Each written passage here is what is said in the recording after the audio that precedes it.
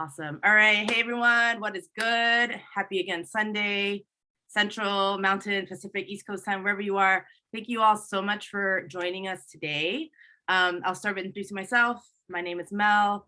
I use pronouns she, hers. And I'm a product designer, formerly in higher education, made the transition. And I'm so excited to have you all in this space. Join us for our third series from the year. This is a little thing that four of us and together, it's kind of like this labor of love, really coming together once a month and sharing a lot of amazing stories and also words of encouragement and advice for people who are thinking about looking at different career options and what life, what are people doing. And so we are recorded this session, and we're gonna I should probably start with also the title. So the title of this session is Charting Your Career Transition. Start with what you got, #transferable skills. And transferable skills is a hot topic that I know for me, I see a lot through not only LinkedIn, but just as I was going through my own journey. So I'm so happy to pass on the mic to Heather and LT. And if you have any questions also throughout the event, myself and Mike DeVera will be on tech and social, or sorry, not social media, on the Zoom. So feel free to drop a message, and I'm gonna pass it on to Heather, our moderator. Woo. Why, thank you, Mel. That was wonderful. Welcome, everyone. I'm Heather Adams. I'm a senior manager of transfer engagement at the Aspen Institute College Excellence Program at the moment. Some of you, including LT, know me from UCLA, where I was the director of the UCLA Transfer Student Center, worked with LT on a lot of first-gen initiatives and our advisory board, as well as being the director of our first-gen learning community called First Year Scholars Network. So that's a little bit about me, but why are we here today, right? So we're here to create a mindset really on thinking about how we view our own skills. Because the reality is you have them, right? But we sometimes forget that we have them, especially when we're transitioning to a new job or a new industry or a new field. It's really easy to forget that you have great skills that are utilizable, if that's a word, anywhere. And so we want to work on that today. We want to talk a little bit about that, how you can feel empowered every day in your work experience and in your transitions to new work experiences, and recognize those skill sets and see where they're valuable and where you need to learn new ones. Of course, we all do. But the reality is I bet you have those skills. And I like to say, we're not going to Mars, you're just starting a new job. You're just transitioning to a new place. It's not a Twilight Zone where there's a whole new world to explore and new skills to learn. But this topic is important because we hear that transferable skills term all the time, right? And it starts to lose its power and its meaning because it's just kind of a buzzword at this point. But I think sometimes we just miss the mark on what it means. It's not, we got to kind of define what transferable skills are and what they're not. And more importantly, work on our mindsets about how we're viewing those. And so that's why we really wanted to have this conversation today. And LT is an excellent person to have this conversation with, because she has been through a lot of transition in her career and has really, I think, used it as sort of an opportunity to look deeply at the experience and analyze it and learn and glean lessons from it. And so she and I have talked about this a lot. If you've seen some of our other parts, we're putting them in the chat right now, part 1 and part 2, are similar conversations on different topics about transitioning in your career, what things to think about in your career trajectory, particularly in higher ed and higher ed adjacent or leaving higher ed jobs. So LT, I'd love to have you introduce yourself and we can learn more about the jobs that you've had and your perspective. Great, thank you so much. Thanks everyone for being here today. My name is Latanya, but everyone calls me LT. My pronouns are she, her. And I'm currently a partner and director of scale and support for Career Launch, which is actually a social enterprise. And maybe in the future, we'll talk more about what that means, right? So we're sort of in between a nonprofit and for-profit space. And I consider myself higher ed adjacent, or as Heather and other folks have pointed out, I'm just off. I've left the campus, right? But I haven't left the field of higher education.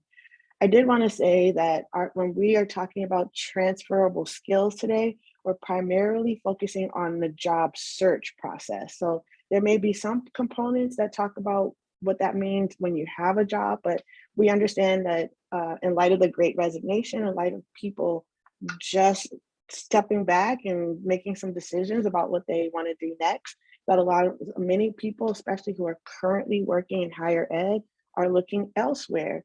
But what we found is that a lot of people may become nervous or less confident because they've spent their whole career working for a college campus, and then they are looking at new job descriptions like, well, wait a minute, do I do that? Do I have those skills? And maybe that's some of you. So feel free to talk about that in the chat. We're very chat friendly. This is a very interactive conversation. This is not a lecture or a presentation.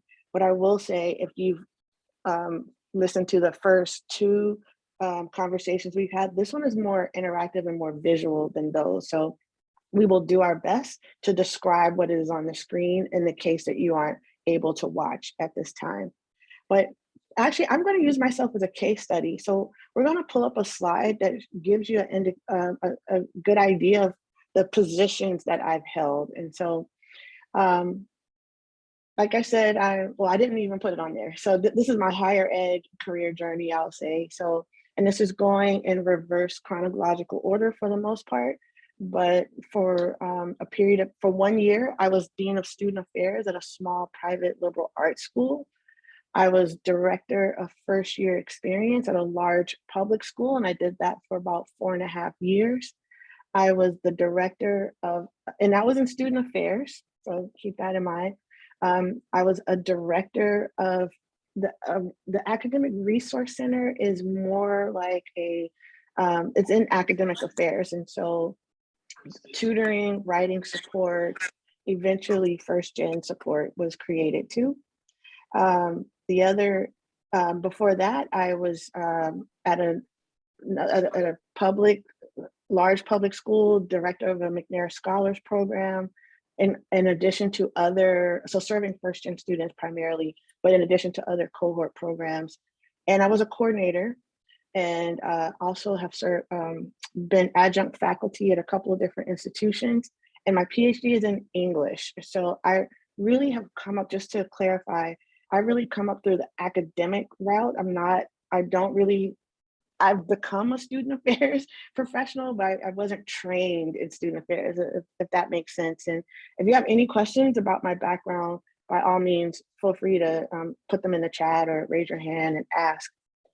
But we wanted to list those there. So first of all, you have just a better understanding of my experience, but also we want to focus on transferable skills. So remember, I said my position is working higher ed adjacent for a company called Career Launch, which has some ed tech components to it. My primary role is outreach and support, and my job for the most part is talking to folks at different institutions all day long.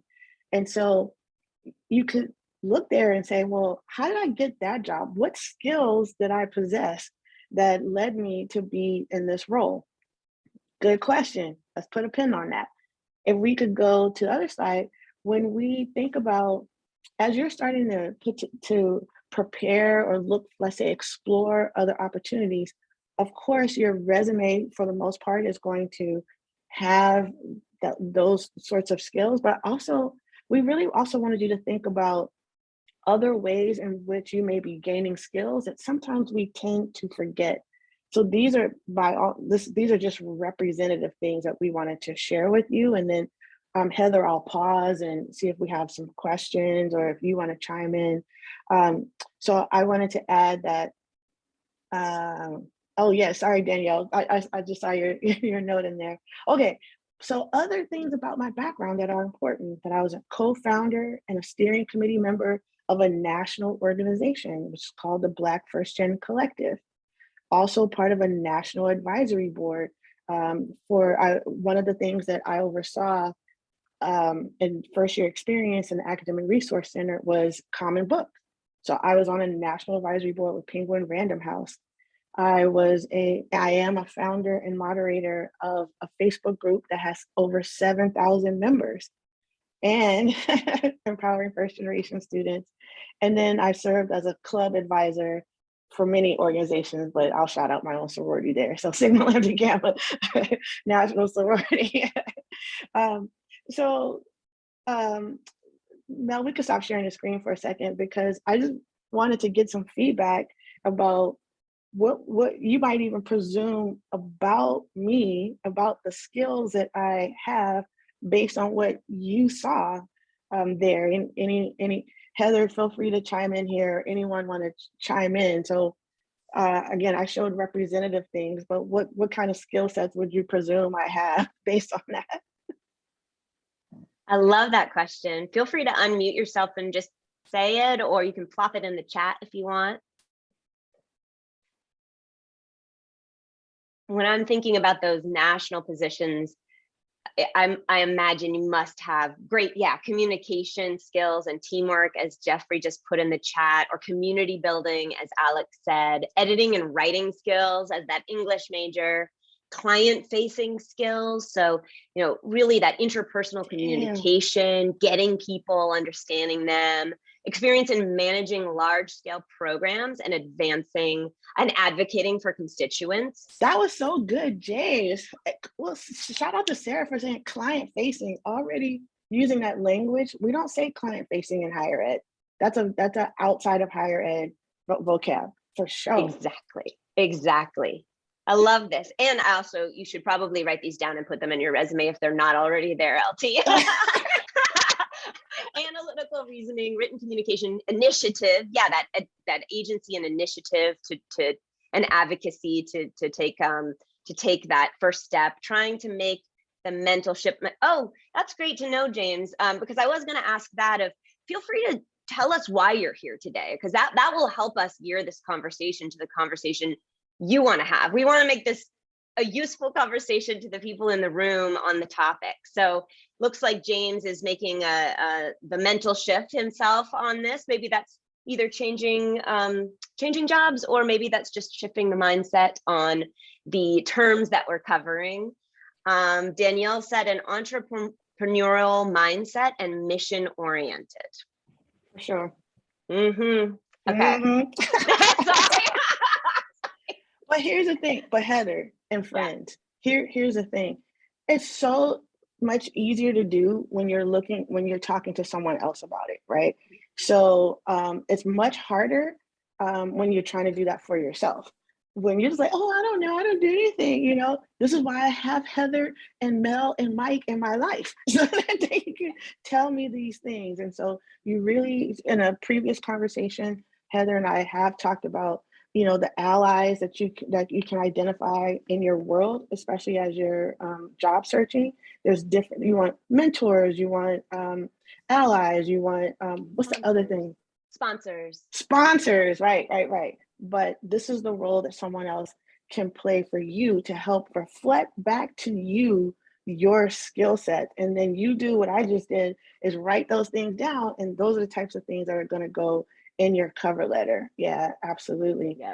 And so one of the things, Mel, if you could show that third slide there, is that when folks are starting to, or maybe feeling a little bit unconfident and starting to look at next steps, particularly when they are looking to leave or explore outside of higher education, I think this quote from my friend Kirk White is really important, which is, people don't know what game they are playing.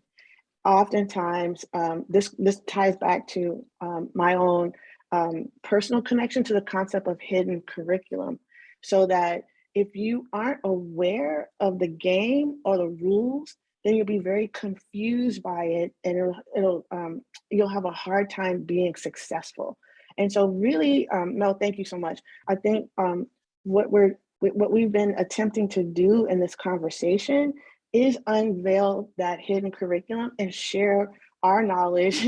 And I'm Heather mentioned this too. I'm happy to be like the person that's like going out and reporting back what it is that I've learned. So I want to, yeah, Michelle mentioned burnt out by higher ed and need a change. We're having connections made in the chat here already. I love it. Lots of folks here thinking about that transition though, whether it be from, non-tech role in higher ed to IT, to IT and considering the tech sector, or it looks like Mel and Sarah are going to connect about trying to shift from higher ed into tech. So this is really what this is all about. And so, yeah, definitely look at that first video. As Michelle, as LT is putting in the chat here, we talk a little bit about that and how to work through that if you're feeling that, which probably most of us are at various times in the last couple of years, if not at this moment. Okay, so I'm really interested in what you're talking about, because you sort of gave one reason, or a huge major reason, why there's this gap in how we view our skill sets, or how we identify our skill sets, and how when we're shifting into environments and adjusting to a new environment, what's the gap there? What happens? There's obviously hidden curriculum. What else happens? Why is it easier for me to list your qualities than it is to list my own qualities? Well, I mean, Heather, you and I talked about this before. Again, friends, just keep it in mind, we are both coming from a higher ed context. So that's a lot of what we're going to talk about. But I think, and I love to hear if there's differences, but for the most part, there's a structure within higher ed, and the reality is that it's pretty traditional. But just like any field, any industry has certain formats, for certain kind of languages and vocabularies. And so if you are like me, have spent your whole professional career outside of a time when I was a dog groomer in high school, if that's been your whole career, then that's what you have been comfortable with. So now it's just about acquiring the language, because you already have the skills. Okay, we're gonna tell you, you already have skills. It's about acquiring the language to be successful, and the connections, which we'll get to eventually, to the next step. But if other people have thoughts about that, like what makes it challenging, I'd love to hear that. Particularly those that are shifting and writing here in the chat, what makes it challenging? What was challenging for you in shifting? How did you have to re-pitch yourself? Yes, we already have the skills. That's what I'm always saying. So I work with transfer students, right? And they're always transitioning from one institution to another, or transitioning out to their life after graduation and after transfer. And reminding folks that they've done these things before. They've built relationships before. They have, written reports before. They have, if it's a student, they have developed relationships with professors before. They've taken exams before. But the same goes for us in these leadership positions or in our positions now. We just have to think about it a little bit differently, because the terminology may be different, or because our confidence may be different in this new environment. I know that happens for me a lot. I feel like because I don't know the lingo, and because I haven't been in this new industry for 25 years, that I can't possibly use the same skills that I used in one arena in this next arena. I don't know if anybody feels that. Sarah just shared in the chat that she's lucky because she likes her job and she loves her boss, but the salary isn't sustainable and there isn't room to grow, which that sucks. I'm so sorry, Sarah.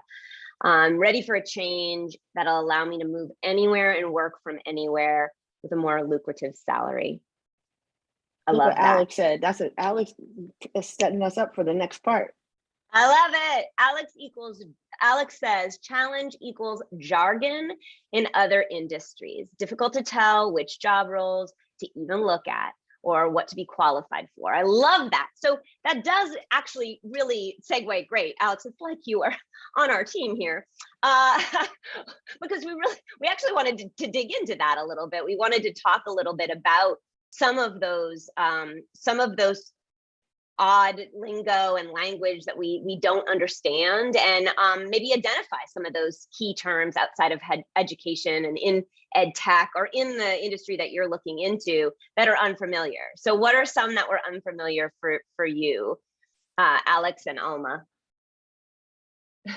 Alma, I love that challenge, trying to figure out. Oh, and Mel set up this great Slido for us. If you don't know Slido, it looks like this with what's on your screen right now. There's a QR code that you can take a picture of, and your phone will go right there, or you can type in slido.com in your browser and just enter 110473, and you'll see this question up at the top. Identify some key terms outside of higher education in ed tech that are unfamiliar. We're making a word cloud with all of this. So feel free to fill that out and fill it up so that we can get a really fruitful word cloud going. I have no idea what UI and UX are, or B2C, B2B. Or product, man. I don't know what any of these are. Oh my gosh. I feel like we've just entered another universe. Keep them coming, folks. I think you can add multiple. So if you have others that you're interested in adding, I think you can add more than one. Can I jump in and just share really quick? So it looks like anybody's interested in product design, product management, UX, UI, I'm your girl. So I work in that space right now, just so that we all know. I also work for a B2B company. That's it. Bye-bye. See you later. Talk to you later. But I'm still here. You don't want to give us a hint on what that means for the folks of us who have no idea? Oh, I could. Yeah. I mean, I didn't want to just like interject. I just love to know what it means, so I know what you do. Okay. So really quick, like UI, UX, user interface, user experience design. So I'm a digital product designer, so I create digital screens.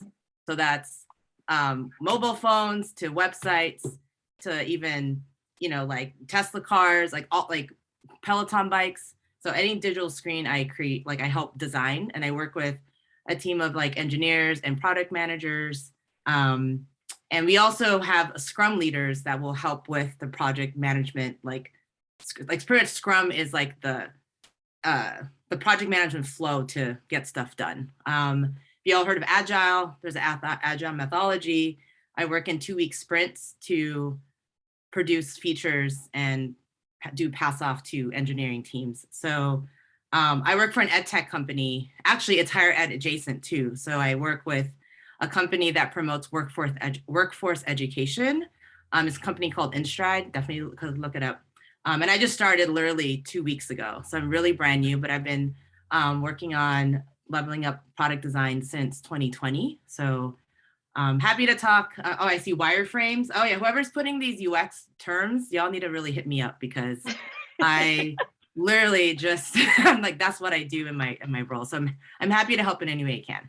I think we have a themed conversation for a Mel spinoff of this series. It definitely could. It's a lot of stuff, y'all. Like it took me just to also share. It took me a very it felt forever, like the process of just learning these words, because these are words we don't talk about in higher ed. But I had to give myself a hell of a lot of grace just to keep, like, even my job now. I'm sure like maybe this one day my coworkers and maybe my manager might see, but I am meetings. I am constantly looking, like I'm taking notes and looking on Google, because I don't want to be the one to be like, oh, can you ask, like, what does this mean? What is implementation? What is blah, blah, blah, blah, all this stuff mean? Because I don't want to be that person. Like Google make me smart, right? So I'm still learning all of this words, and I just have to just give myself a lot of, grace, and just Mel, you're still learning. Like you're just like 2 years into your product design, field craft. But there's a lot of stuff like funnel, right? So I know like marketing funnel, I know what that means, like, but what does it mean per company? So there's even like that whole culture of understanding this terminology. But I'll get there. Well, Look at you're there. doing too, Mel, is you're making it authentic to yourself, right? You're Yes. connecting those words that you don't know to things that you do know and that you're Yes. skilled at and that you learned in education, or that might have a little bit of a different meaning but are really the same thing with just a different word, like Yes. scrum. Oh my God. I Which feel, is kind of fun to say, but Heather, can you just like literally be next to me when I'm in these meetings and I'm like learning all like this a stuff mini together? Heather on your show. Yeah, Yeah, just absolutely. yeah. I'll be there as your cheerleader. Yes, I love it. I love it. I love what you said. Because it's really like being authentic, and but I also don't want to stress out because I shouldn't stress out. I'm learning, just like as anyone's learning their, new craft. But I love what you said. So thank you for sharing that. Yeah, and thank you, because now I know so much more about ed tech that I ever knew. So I feel really like I'm learning a ton already.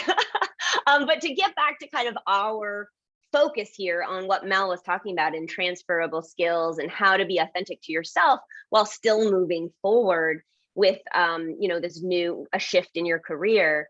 I guess to me, I wonder, LT, is there something like, what are some practical ways to start detailing this to yourself and to others in the world? Are there like specific ways that you can start nailing this down, like getting it down on paper and translating for yourself what these skill sets are that are authentic to you? Yeah, first of all, I'm so appreciative of this conversation, and if you are someone like many of us who only work in higher ed and you see these things on the screen, let's acknowledge how intimidating this all can be, right? There's like not even whole words, B2B, ERG, L&I, like what are those things? But that doesn't mean you can't learn them or adapt to them. I actually took a screenshot because I'm going to share this on Twitter, so that we really have to demystify this process and stop internalizing that there's stuff that we don't know and therefore aren't capable, because that's not true. I'm actually going to flip things around if you all don't mind, and go to LinkedIn to help with this. And Mel, I'm going to actually, going to, I may need your support in some of the, not tech support, a different type of support. So if you all could hang on for a second, I'm going to go to LinkedIn. As I do that though, let me ask people, how many of you are actively on LinkedIn? And when I say that, I don't mean like just have a profile. Okay. Olivia, like, maybe. Okay. Sarah, what about you? You on LinkedIn? Is this, Mike, are you saying yes or you have a question? Yeah. Alex, do you have a question? Okay. Okay. Jeffrey, James, Michelle, Gabe, how's your LinkedIn game? Okay. Okay. All right. Safe space. All right. So Yeah. one of the things I want to, Sarah, I appreciate that. One of the things that we want to clarify, because I hear this quite a bit, is that LinkedIn is like Facebook for professionals. Not true. We got to stop saying that. Really start thinking about LinkedIn as a research tool.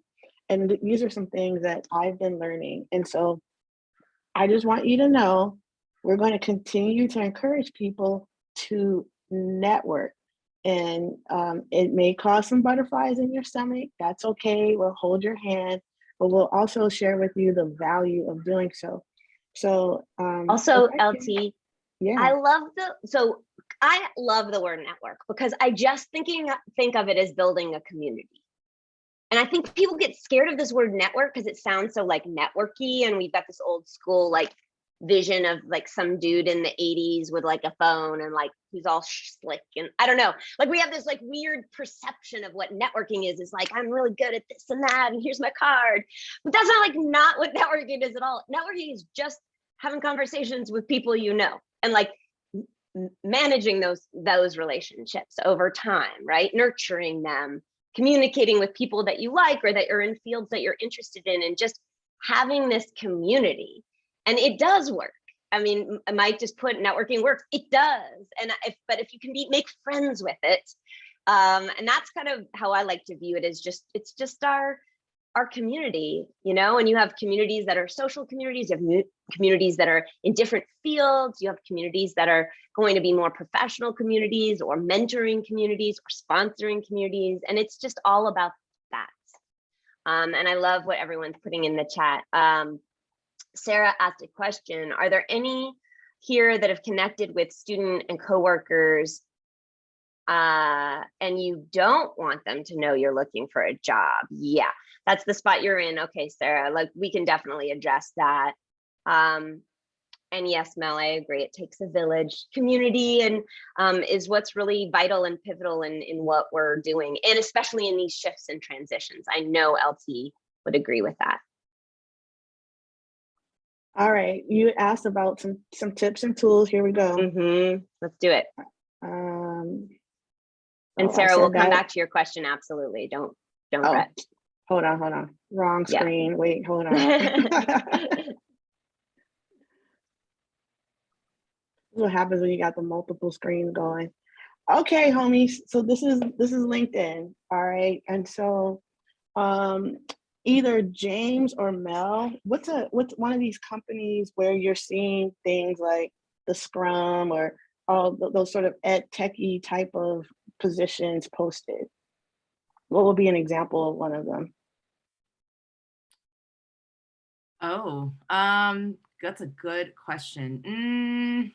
Are you talking about a company or just like? Yeah, no, the company. Was it InStride? Was that one of them? Oh yeah, you can look up the company I work with. Yeah, or work for. Yeah, InStride. Okay, we could do Handshake too.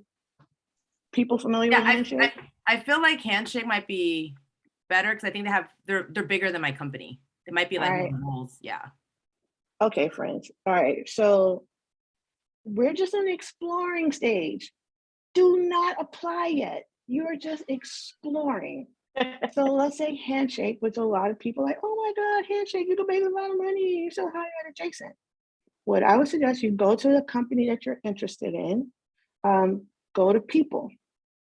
And this is, okay, if you just click on that, you'll just see this tool which says where they live, where they study.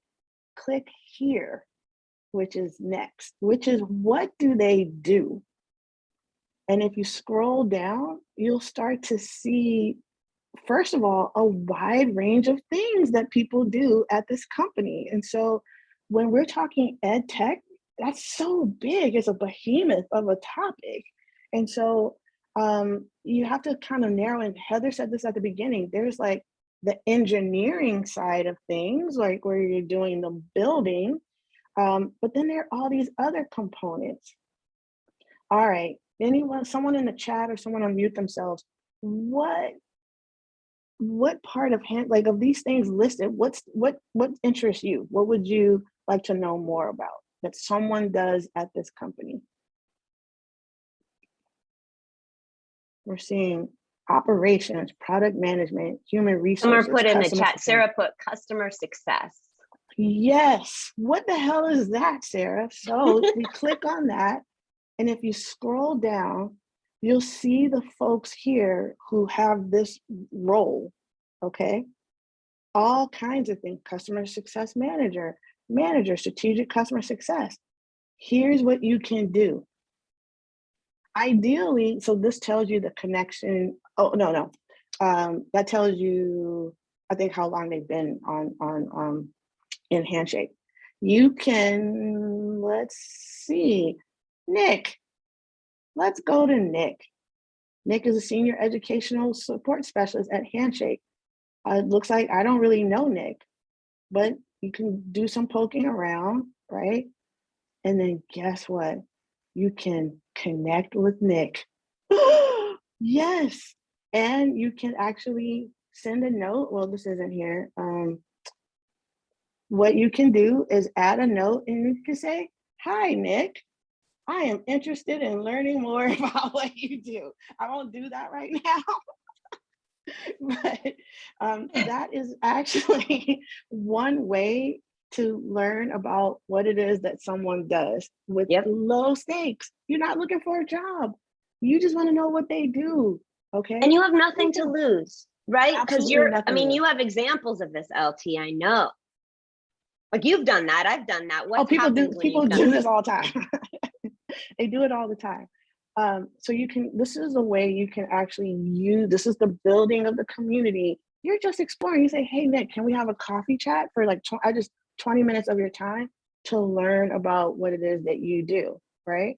And then Nick can explain because what happens is typically people are going straight to the job post and saying, oh, I see this job description. I think I can do that. I'm not sure. And I'll ask Nick, ask the homie, what is the job? And Nick can start to explain what it is. And then you can talk a little bit about yourself. Do you think I'd be a good fit, Nick? Or find out, what are some skills that you think that person thinks you may need. The other thing you can do there's a couple of things. By reaching out, we're just gonna keep using Nick as this example, is Nick, if Nick says, I'm not the right person, oh, is there someone else you recommend that I talk to? Keep building the relationship with that person. So then they're familiar with you already. And so that, like Heather says, there's no loss in that. But the reality, I know y'all don't want to hear this, but that's how people get jobs. Yep. 80% of jobs are gotten this way. In other words, I just retweeted that, LT. I just retweeted it today in my lazy Sunday of doing nothing. Yeah. All right, I'll pause. There's a lot of, I want to get your thoughts about that. I want to know who's scared. I want to know who's like, LT, you're crazy. But let's have some reaction. And anyone can unmute themselves. We'll call on them. But until then, I'm going to just kind of repeat what was in the chat, because to Sarah and James's point, what LT just laid out also sort of speaks to that issue, right? So Sarah had asked earlier about, what if you're just sort of putting your toe in the water? You don't really want your students and other folks to know. And you're liking a lot of these posts about transition. You're like, maybe I shouldn't like all of these. Someone's going to notice I'm looking at these. What are some great ways to get around that? And I think reaching out to folks who aren't in your circle and doing some of that, dipping your toe in the water, is a great way to do that, because you're not using your own circle, your own network, yet you're exploring, you're kind of sussing it out to see what's going on. And then James had said, I feel you, Sarah. I was going back and forth on telling my supervisor and my team that I was searching. Besides my students, if folks ask me, then I'm not going to withhold it, but it's all based on this relationship that I have with some students and some staff that would ask. That makes a lot of sense. And it's always that weird thing of, if you don't tell anybody and then all of a sudden you do, like everybody is shocked and kind of hurt that you haven't told them, right? Well, I mean, here's the thing. I want to hear what LT has to say about this, but I think she knows what I'm gonna say. Like, people change jobs all the time. People change jobs all the time. Your supervisor is probably searching for, like, it's always shocked me, but I hear all the time, like, oh, did you know such and such is looking for, really? The executive director is searching for a job. Everybody's always doing it. Don't fret about it. Tell people, don't tell people. Now, you probably don't want to go right to your supervisor right away if you're not really serious. So if you're just dipping your toe in the water, take a little time, be a little, not secretive, but a little careful about how much you're putting out there. But I would not worry about what other people think on this. LT, do you have a thought on that? I know you do. No? 100, that's my thought. Okay, got it. Your boss is looking too. That's all. Yep. Everyone's looking. So let's see. Everybody, I want to make sure I don't miss questions, because there's some great stuff here in the chat. Danielle's question. Great. Yes. So I've heard advice that when you reach out to connect with someone for an informational interview or a coffee chat, you should always have something to offer them. Am I the only one who's heard that? I do it all the time.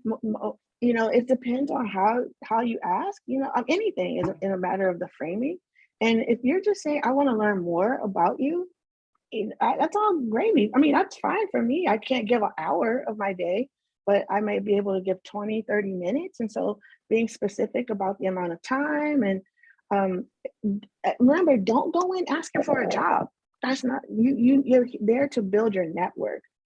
And so after talking to, let's say, someone like Danielle and starting to hear about what she's interested in and all that, then I might think, oh, guess what? We have a position that's available, or things like that. And so don't go in with that mindset. Go in with the mindset of of learning.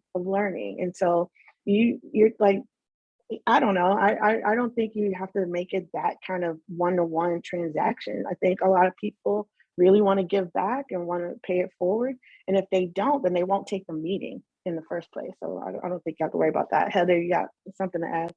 Yeah, I would just add, as this just happened to me this week, you don't owe them anything. You don't need to come with questions, like come with a purpose, right? So have at least 2 to 4 questions in your pocket. What is it that you want to know from me? Why are you asking for this meeting? Because just setting a meeting up with somebody, sometimes people just show up and I understand why. I've done this before. You're just like, I'm just excited. I want to hear and learn from you and pick your brain. But if I have no questions to pick your brain with, then you're leaving the person sitting there kind of having to lead the meeting. And so I would just say, if you want a meeting with someone, lead the meeting. Why do you want the what's up? What do you want to know? Who are they to you? Why is it relevant to you? And what do you want to know from them? Yeah, do your homework. Know who you're talking to, so it's not wasting time, but it's moving things forward. Michelle is adding that I've had a few career conversations and having got some great advice. No job, but next steps I can take to improve my current skills. Great. Yeah. Well, for instance, this person who I met with, I'm absolutely going to email them and say, suggestion for next time. Maybe go in with some questions. And so hopefully that if folks are really giving and meeting you for a reason, they'll able to give you some great insights and advice. So that's awesome, Michelle, that you got that. And then Danielle also says you've read several places from people who've received a lot of requests for chats or informational interviews interesting that you should have something to offer, but I'm not sure what that means. I don't know. That to me, maybe if you're already in your career and you all have stuff to trade with each other, like, hey, if you introduce me to this person, I can mention your name and this person. Maybe if you're, I don't know, but I've never been in a situation like that. And I've done a lot of these meetings. I've never had to offer anything other than just my curiosity and my questions. I wouldn't focus on that. Yeah. And if we can go back to Nick, if anybody knows Nick, tell him we're all about his business. But we're gonna have to reach out to Nick and be like, hey, Nick. But this is all the kind of homework this is what you want to spend your time doing, to be honest. But we'll come back. I know we want to talk about resumes and whatnot, but are you connected to this person? This is what LinkedIn will tell you. So if I click on here and I see, he knows my homegirl Sarah or my homegirl Wendy, but because he actually went to Northern Arizona. So that could be included in any sort of message or any conversation that I have, I know, how do you know Wendy? That type of thing. Notice, look, wait, where'd it go? We're hiring. Keep that in mind.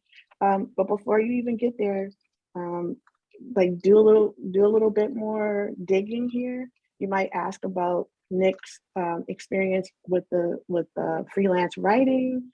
Look, they were at Northern Arizona. What was that like? Ask Nick about their journey to Handshake. Notice that, Nick hasn't even been in this lane for a long period of time, right? It's not 20 years, and started at Uber. These are some great questions. And Masters in Counseling and Student Affairs. How did Nick get into this role, y'all? That's what you want to know. So what transferable skills did he use from from his student affairs background and in what he's doing now, if that's something that's similar to you? And yes, you can do this. Mel, you're hilarious. You absolutely can do this with people you don't know. Ideally, it is with someone you do know or you have a warm lead, but it might not be, and that's okay. By the way, this shameless plug for my job. This is what I do all day long. My company, Career Launch, teaches this curriculum to current students. And clearly we all can benefit from it, but if we start students early with this and showing them how to do this outreach, it pays off so much better. So sure thing. Sure thing. And also just a little, this might be self-explanatory, but it wasn't really to me. If you don't know Nick, but you know people who know Nick, reach out to the people who know. Like if you're too afraid to reach out to Nick, you know Danielle. Sorry, I keep using Danielle's name a lot. You know Danielle, reach out to Danielle and say, hey Danielle, could you introduce me to Nick? Like, again, it's an email. It's like 2 seconds of my time, or Danielle's time in this case. And you know, if she loves you and thinks you're super awesome, which you are, and which she does, she'll probably introduce you. So I want to know about another resource, like this is about resumes though. So do we want to do our poll question, LT? All right, are you ready, Mel and Mike, for our poll question? Yes, are you ready? Are you ready? Are you all ready in this room? Yes, I see the smiles and the head nods. All right, we're going back to Slido.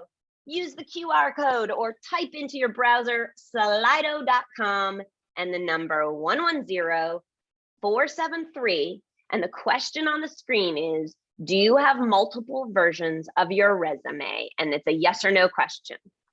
We'll give it a couple minutes. We've got a 50-50 race right now. All right. Oh, 80-20. That's good. 80 yes, 20% no. That's better odds. I like it. Oh, it's getting less. That's great. This room is on it. Oh, it's going up. Anybody else gonna? It's anonymous. Don't worry, we're not judging you on this. We're no judgment. And it goes up. I love it. Yeah, you can be totally honest. I didn't have this for a long time. Multiple versions. Okay, I think it looks like we might have gotten most folks voting. We've got 64% that say yes, they have multiple versions of their resume, and 36% that say no. So LT, why is having multiple versions of your resume important? Ooh, it's changing too. We're getting more closer to 50-50 here. And then people in the chat have said, they say they have multiple versions, but definitely need some updating. And then Alex says, I've been customizing resume for each job application. Yeah, that's but hard. That level of effort is not very sustainable. Yeah, that's tough. Why is this important, LT, and what have you learned from this? Oh, Heather, let's use my own pedagogical strategy where I talk to the class first and ask them why they think it's important. Let's do that. I love that. So for those of you who have multiple versions, why do you have multiple versions? And we got numbers, so y'all, you said you have them, so.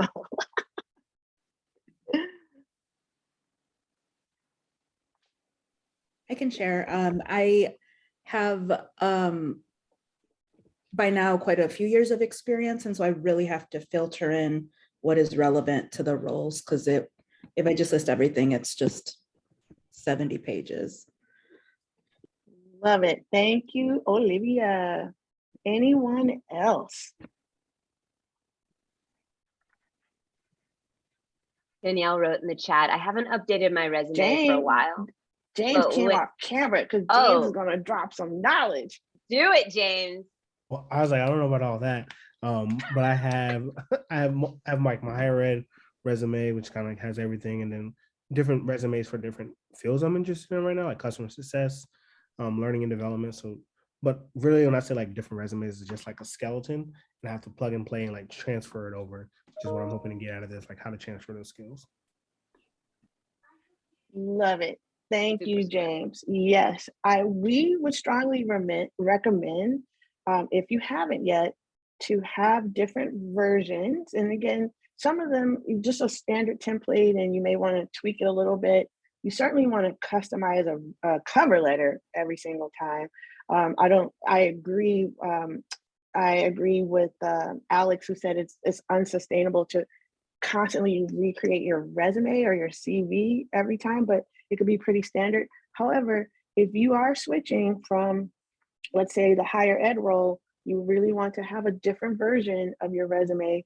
If you're looking into something outside of that, for example, ed tech, where you want to incorporate the language that of that particular field, right? So instead of saying students, you might want to say, what do they say? Users or learners, or so it comes with identifying the language of the field or industry that you're applying for, the job that you're applying for, and incorporate that into a customized resume or CV. I'll pause, Heather.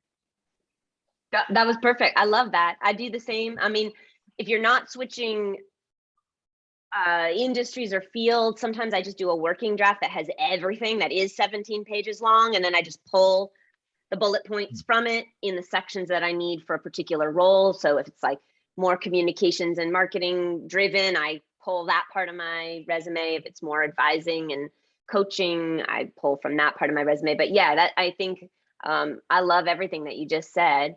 You have to customize it, have to understand the language of where you're applying, just to reiterate what you said. And also, though, I think this is a point you wanted to drive home, LT, is like not underselling yourself and, not underselling your skill and being able to really articulate it on the page while still having some awareness of your areas for opportunity and for improvement, and, making that clear when you're talking to folks about your skills. Any other questions about that? Or Alma, James, actually, Alma had a question for you. There you go. Okay. Thank you. Learning and development. Still learning about it.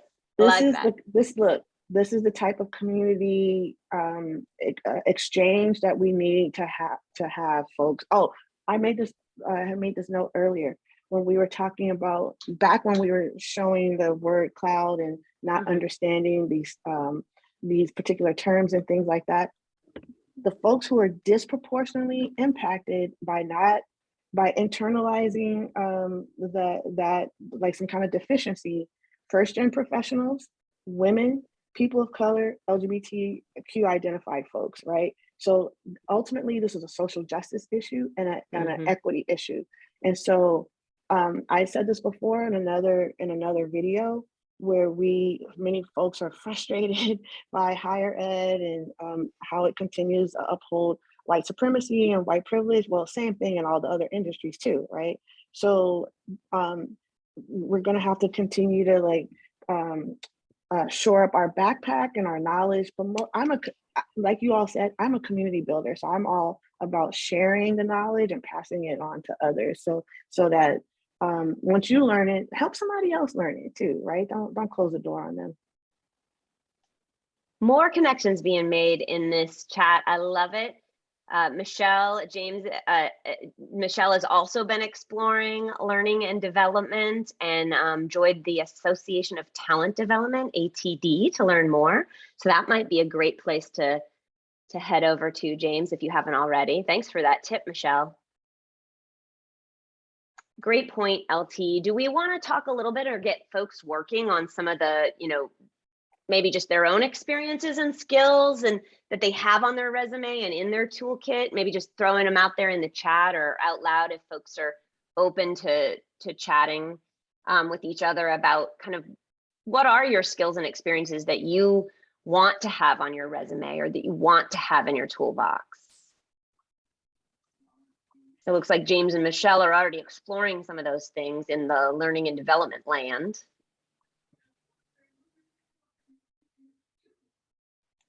Can you rephrase the question?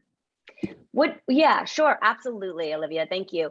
I guess the question is, what skills do you want to have on your resume? You're seeing a job or you're seeing a field or industry and you want to explore it or possibly see it as a next step. What do you think you need in order to gain that? Hope that makes sense.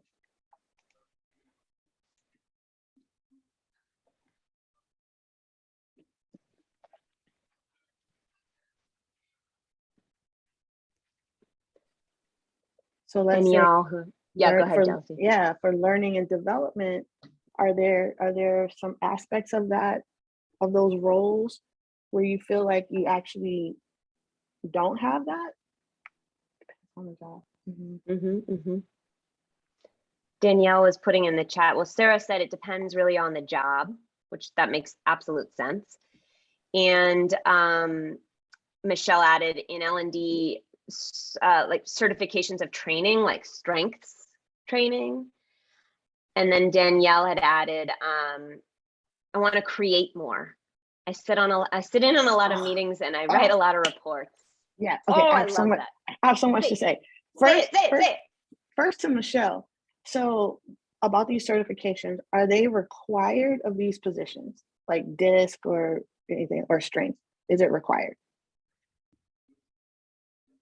No. It does, sometimes it says preferred.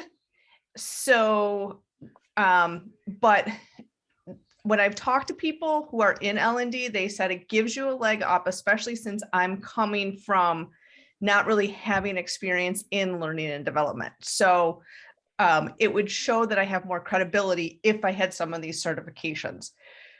So just to kind of tie things, I talked to my own learning and development person at the university that I work with. And so she has said that she would be open to having me shadow her. She does like the 7 habits, that kind of thing. So we haven't gotten to that point yet, but by having the conversation, saying that I was somewhat interested, she said, well, you could shadow, and then there may be a way for the university to say, okay, you can be, I can't remember the term she used for it, but I could then, I work at a large university that has a medical center with it. So they have a large L&D area, but she said I could be one of the facilitators for our organization. And so that may help me. And that was also how I got into the ATD. I was able to demonstrate to my current executive director, like, oh, this would help my current job. So I had to really work it, but I was at least able to get them to pay for the membership. So. Yes. Okay. So by shadowing, would they still allow you to do the training? She believes so. She thinks that, and she was going to talk to, it's the Franklin Covey, but she says, oh, I've been working with, them for a long time. And so she thinks that if I shadow her and then we would co-do the training for my staff, and that may be able to allow me to become certified in that. And again, this is a new conversation, it's just, I don't have dates or anything, but that's kind of the hope. Michelle, A+. So here's the thing. Let me say, first of all, if you have a company that will pay $4,000 for certification or you got that sitting in your backyard, by all means. But what I see happen too many times is people say, oh, I'm just going to keep getting certified and taking this training and taking this course. That's not what you got to do though, y'all. I get it. I understand why it feels like you need to do that. Michelle, we couldn't have set this up even better. So number one, what I heard you say, you talk to people in the field and they say, okay, this is helpful. Cool, you got verification of that.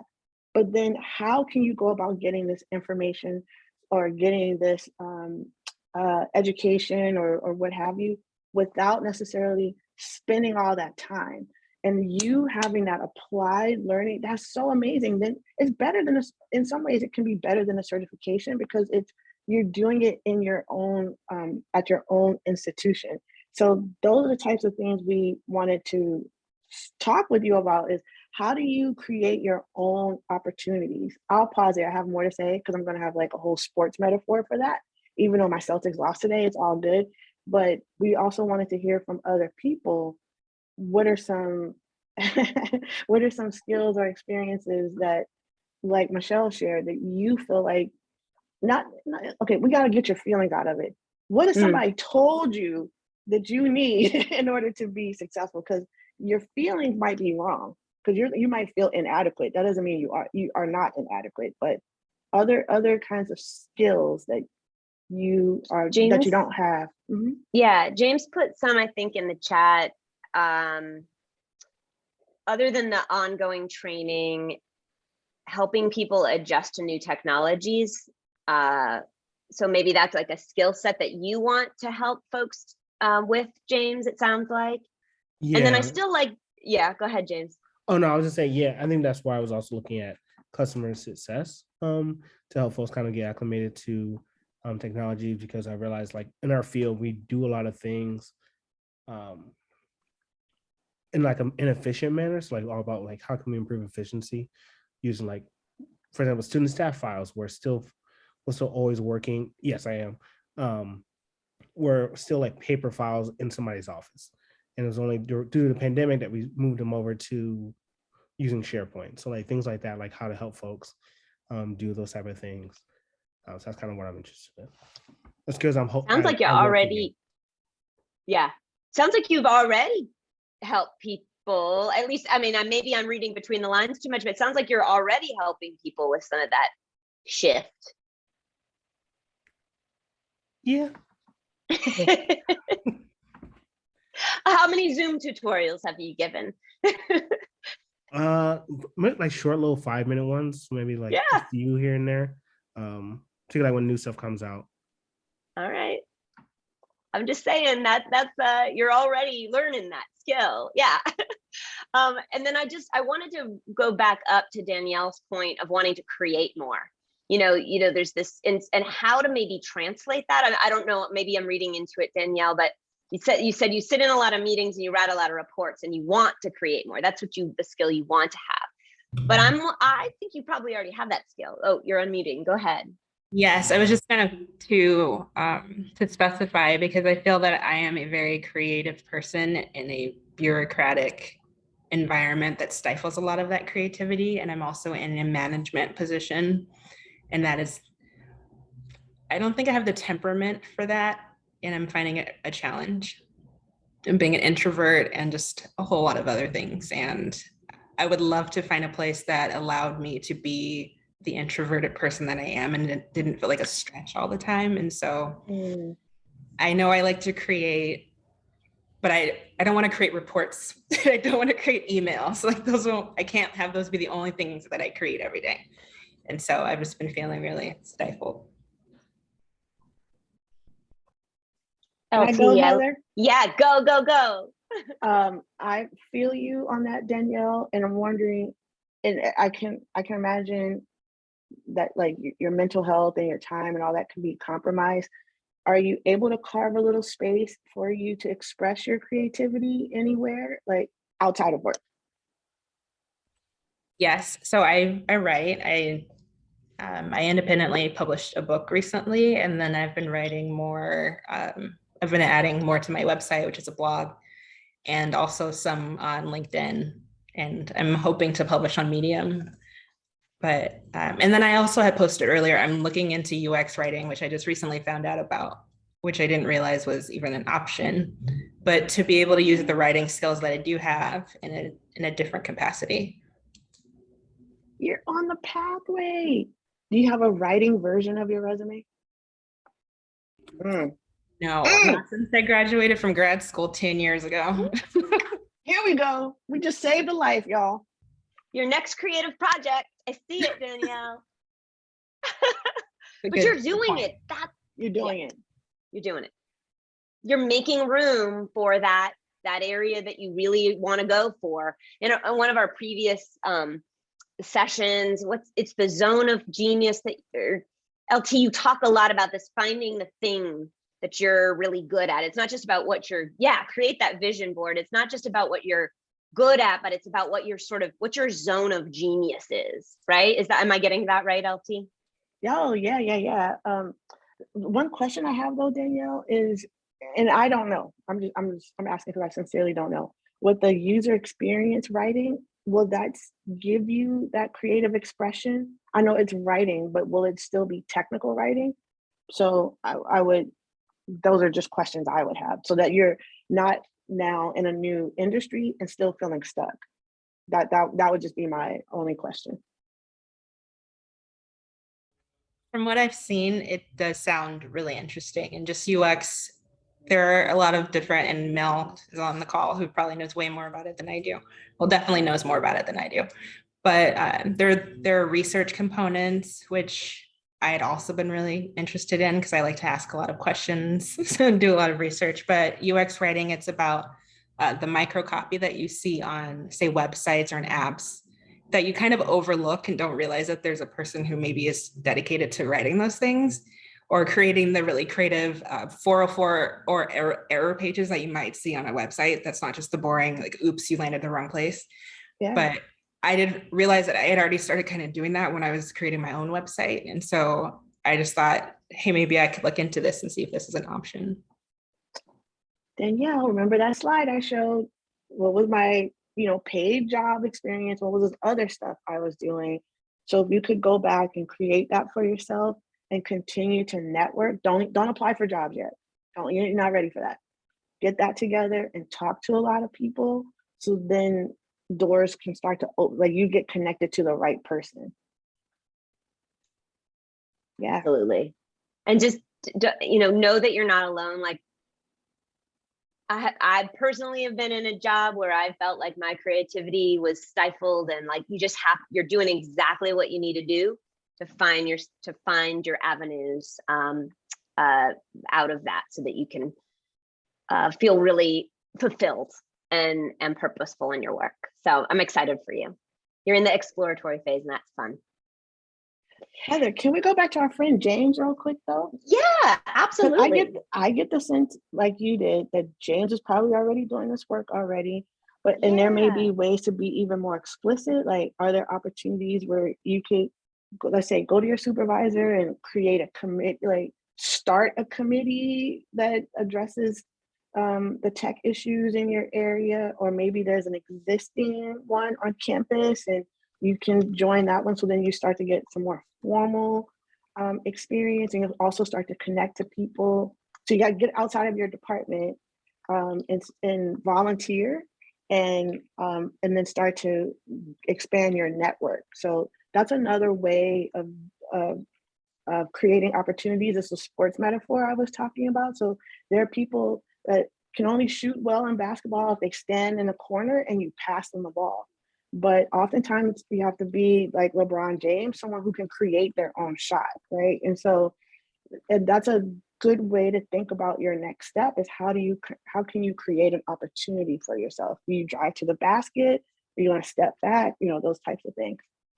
And yes, my Celtics lost, but that's okay. James, I don't know if you wanted to speak to any of that, but I agree with LT. Yeah, no, thank you. I was just typing out a response, but I was like, thank you. That's something I'm definitely trying to consider. I've never really thought like doing a committee, mostly like starting one, but I've done a lot of things like on our committee. So like I work for the University of Pittsburgh, and we utilize a software called RoomPact to manage like our student engagement. So really managing like the deployment of like our intentional check-in conversations and moving that over. So just like, I think what, and also Danielle, so like spending so much time in meetings all day, and you're like, by the time you get back, I'm like, I don't know how to put anything I just did into paper, like into actionable steps and metrics. So I think it's just figuring out that. And I feel you, LT, on the Celtics. As a longtime Celtics fan, it is a shame when they lose, but it's okay. They'll come back. They'll come back. Oh, she's even got the swag right there.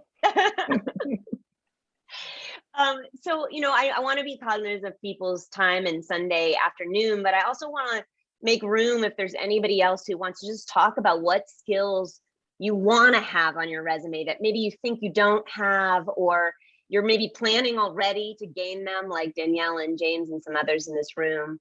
Anybody else have any skills or experiences that they really want to have on their resume or in their toolbox, but maybe think they don't?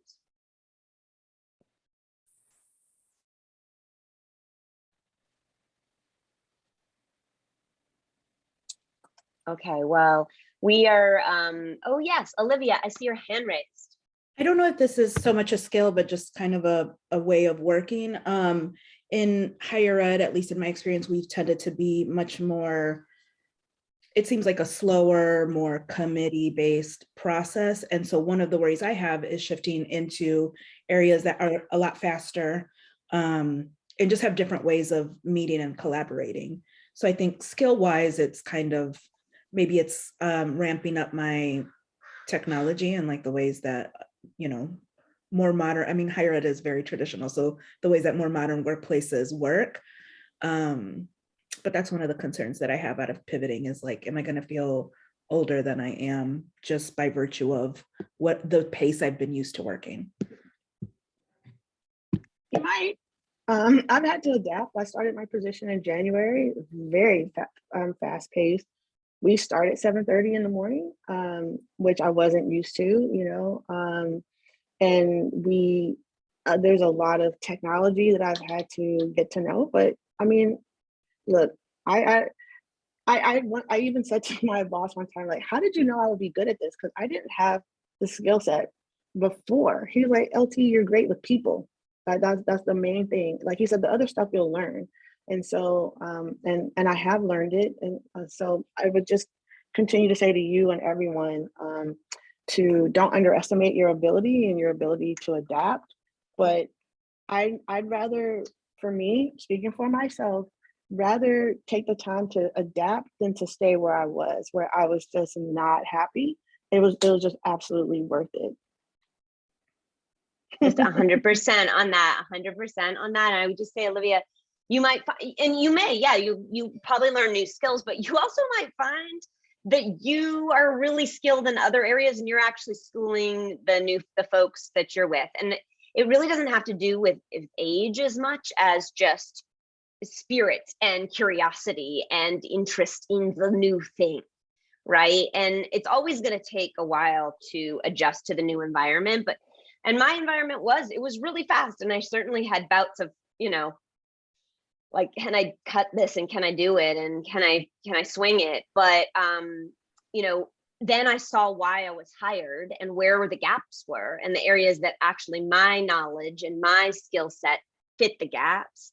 And that's where you come in. They're not expecting you to come in and be the person who's great at the thing. They're hiring you for a very specific reason most of the time, and know that you can learn some of the things. So I know that can be, I was definitely intimidated or scared by that, but I ended up finding purpose in it and finding what my way of doing it was that was actually my role, or my role in the team, as LT was saying. Like, am I the one on the outside throwing 3-pointers? I don't know. Hey, Heather, I don't watch much basketball. I wanted to address something that Alex mentions and Sarah co-signed on about seeing jobs that require X amount of experience, or even just different responsibilities. And we talked about this, I think, in the last video. Those job listings, those job descriptions are wish lists, friends. And so, Michelle has comes from a career services background, but so don't take yourself out of the game. But this is why we continue to say it's important for you to it's way more important for you to get to know someone than spend all your time dissecting a job description. Because, and I tell people too, when you see a job description and you know someone, ask them about the job before you apply. I hate it when people apply and then they're like, oh, LT, I applied for this job. Can you help me? Nah, fool, I could have helped you more if you told me before you applied for the job, because then I can tell you, that person can tell you what they're really looking for. And it's like 4 years, they want 4 years, but they, sometimes someone they know doesn't have 4 years. And you're like, how did that fool get that job? Because they knew somebody already. Seriously. Exactly. I'm sorry. No, I'm so sorry. You're so right, though. Because nobody, like, I just hired, and a lot of people I know applied for this job, and like nobody called me about it. What? I mean, it doesn't make any sense.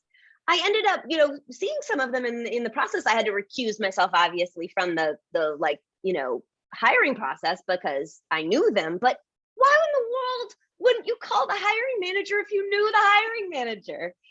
I mean, you obviously need to be like, careful about it. And the hiring manager may be a little cagey about what they can share, but if they're me, they're probably not. And they're probably super honest about it. And they'll give you the inside scoop. And LT is absolutely right. It's usually the folks that have utilized their community, and asked the questions. And Danielle put her work in the chat, so you should check it out. Her writing and her links. Even Mike spoke up. I'll just tell you all, I was Dean of Student Affairs, zero experience in conduct, none, not none. I was Dean of Student Affairs, y'all, had none. I was never a RA. I was never a resident director, oversaw a resident's life. So there were other things they were looking for that were more important. You have to figure out the what's at the top of mind. And they're like, oh, don't worry about it. You'll learn all that. You'll learn as Dean of Student Affairs. So you just have to like continue to work the network so that you're in a position to ask those questions. So you can stop taking yourself out of the game. So Boo Boo the Fool can stop getting the job over you. Love it. So LT, I know that you had a really interesting idea to kind of send us off thinking in this very creative and kind of creating self-efficacy way about writing a kind of an announcement for your hire. Do you want to explain that a little bit? Oh wait, what am I missing in the chat? Oh, no, nothing. No, oh, okay, got it. Yeah. But I'd love to hear what you were thinking. Yeah, and folks are going to be on a spectrum, right, along this line. But when one piece of writing advice, creative advice I've been given is, if there's a job you're really interested in, right, imagine what the announcement says when the company or the organization mentions you. Okay, so they want to hire Danielle as in this position. What is it do you think the company is going to say about you? Because whether most companies do it, not everyone does, but there's usually some email that goes out to the group, or in some instances there's a whole LinkedIn announcement. Imagine what that says. And a couple reasons for doing that. One, it helps you identify what makes you proud. What do you think the company is interested in? But you also might be able to identify, again, some things you want to work on or continue to build in the meantime. So it's an aspirational exercise. So if you see a position, you want to go for it, what does the job announcement about you say, so that you know, okay, Danielle's really creative and had all this years of experience working with students, but has also written in this other field. But then what else do you want the people to say about you? Again, you might not yet be at that place, but it is an exercise that's really valuable to, again, help you think about what you have accomplished vis-a-vis what you still want to be developing at the same time. And it also helps you get out of your own head, and it's asking you to look at yourself from another person's perspective. What do you think the company, the organization, what have you, is thinking about you? So yeah.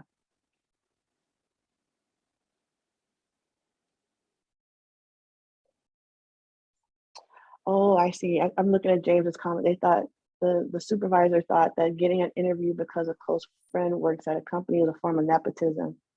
Well, the whole thing is that the whole game is nepotism. Yep. Yep. I mean, think about how you all got your jobs. Come on now. Well, and I mean, like a spin on it too is just, I used to think about this with in my previous careers. When you worked with people before, you know what to expect from them. You know what their level of skill is. You know how great of a writer they are. You know how great of a people person they are. So it's a known entity. So rather than sort of the nepotism of it, or the sort of, it is a little kind of gross that way, but it actually isn't, because you would do the same thing. You would tend to hire somebody whose skill set is a known entity to you over somebody who's just like maybe, I don't know. And if they're not, now someone can always come in and pitch themselves incredibly well and just be like a badass. And you're like, well, that's the skill set we need. And you might pick that person over the known entity. But most of the time we're not, we want a sure deal. We want a safe bet. We want to know a familiarity. And that's sort of why that happens is just it's like a safety net. I know this person, I know their skill sets, or I at least know people they know. So it's a little bit more familiar.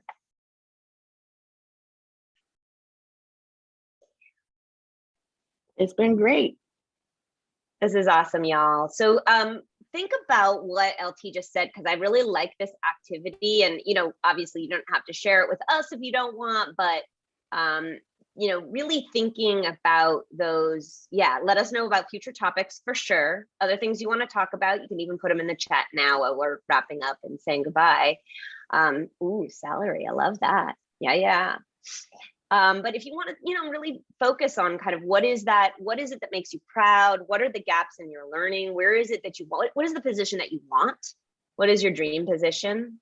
And starting there, just like with the vision board, start writing about what that is that you want and start putting it on paper, like Danielle was saying, of like, I want to create, not sit in meetings.